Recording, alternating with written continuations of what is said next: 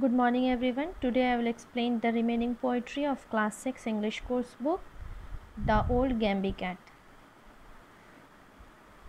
I have a Gamby cat in mind. Her name is Jenny Annie Dots.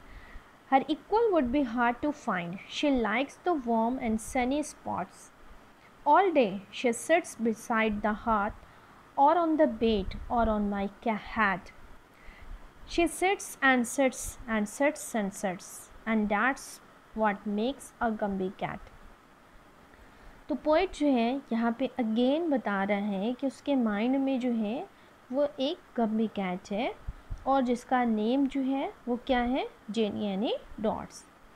और अगर poet जो है यानी टी.एस. एलियट बताते हैं कि अगर उसकी तरह, उस गम्बी कैट की तरह कोई और कैट ढूंढना चाहेंगे तो वो उसके इक्वल में नहीं मिलेंगे। बहुत हार्ड है फाइंड करना उसके जैसे कैट।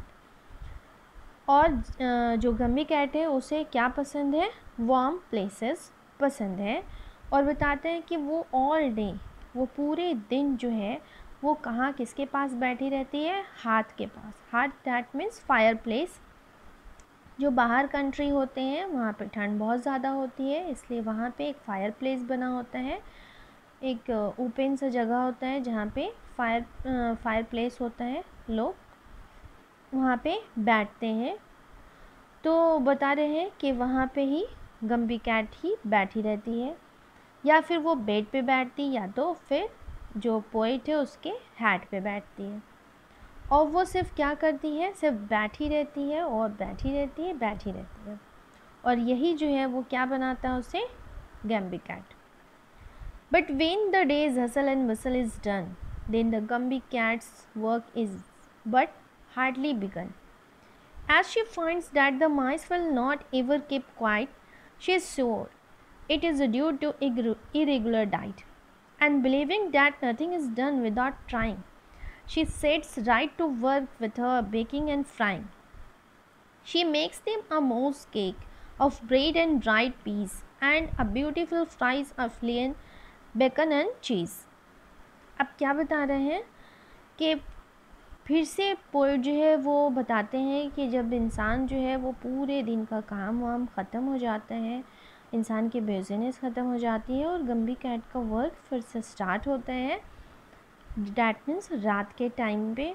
और उसका काम अभी हम लोग देख चुके हैं, उसका काम जो है वो कौन सा काम करती है, यानी कि उससे पहले देखें कि माइस को वो सिखाती है वो, और क्या टीच करती है उन्हें, क्रॉशिंग, टैटिंग, म्यूज़िक वगैरह। अब यहाँ पे दिखाता है फिर से कि और वो उनके वजह से ही माइस जो रहते हैं उनके वजह से वो परेशान रहती है, उसे लगता है कि वो डिसिप्लिन्ड नहीं है, वो उन्हें इरिटेट करता है। अब ये क्या है कि उसने क्या देखा कि माइस जो हैं वो अभी तक चुप नहीं हुए हैं, क्वाइट नहीं हुए हैं। तो उसे लगता है कि वो इस वजह से वो बहुत परेशान रहती है कि माइस जो है वो क्वाइट नहीं रहते हैं, चुपचाप नहीं रहते हैं, वो हमेशा जो है वो हल्ला करते रहते हैं। इसलिए तो उसे क्या लगता है कि ये ज़रूर किस वजह से है, उनके इरेगुलर डाइट के वजह से। डैट मीन्स उन्हें प्रॉपर डाइट जो है वो खाना जो है वो उन्हें नहीं मिल रहा है, इसी वजह से वो शांत नहीं रह पा रहे हैं। और उसे क्या लगता है कि उसे कुछ करना चाहिए। And believing that nothing is done without trying, तो उसे क्या लगता है कि उसे कुछ करना चाहिए उन माइस के लिए। तो क्या करती है वो क्या सोचती है कि वो उनके लिए क्या करेगी, कुछ करेगी। और वो क्या करती है उनके लिए, बेक करती है, फ्राई करती है। बेक क्या करती है, उनके लिए मूज़ केक जो है वो बेक करती है। मूज़ यहाँ पे आपका दिया हुआ भी है वर्ड मीनिंग में भी कि मूज़ मीन्स क्या होता है, a sweet dish made with cream and egg whites and flavoured with fruit और चॉकलेट्स। ठीक है, तो मूज़ किसको कहते हैं वो समझ आ गया। एक स्वीट डिश होता है जो किससे बनाया जाता है, क्रीम से और एग से। ठीक है, और जिसमें किस चीज़ का फ्लेवर डाला जाता है, चॉकलेट का या फिर फ्रूट का, तो उसे मूज़ केक कहते हैं। और क्या बता रही है, मूज़ केक बनाती है उसके लिए, जो किससे बनाती है, मूज़ केक किससे बनता है, वो ब्रेड और ड्राइड पीस से। ठीक है, तो वो जो है गैम्बी कैट जो है वो माइस के लिए क्या बनाती है, केक बनाती है। वो केक किसका होता है, ब्रेड एंड ड्राइड पीस का।